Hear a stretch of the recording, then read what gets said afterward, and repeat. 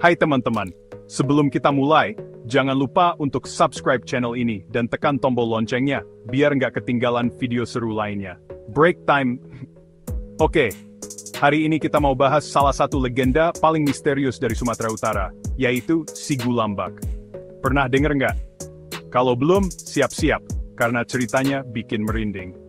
Sigulambak adalah makhluk gaib yang dikenal di kalangan masyarakat Sumatera Utara. Dia terkenal karena bentuknya yang nggak jelas, dan kemampuannya membawa manusia ke alam lain. Menurut kepercayaan, kalau kita dengar suara derap langkah kuda atau kambing di malam hari, padahal nggak ada hewan itu di sekitar, itu mungkin tanda kehadiran Sigulambak. Makhluk ini digambarkan sebagai penggoda manusia.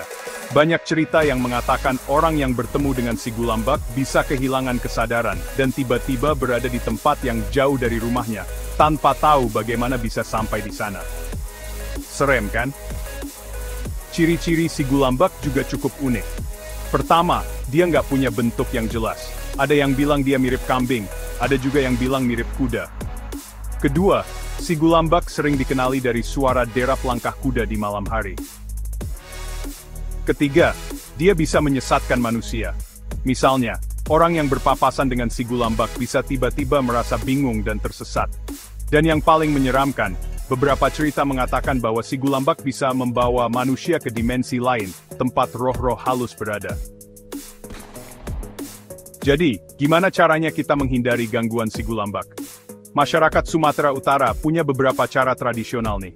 Pertama, hindari keluar rumah sendirian pada malam hari, terutama di tempat sepi dan jauh dari pemukiman.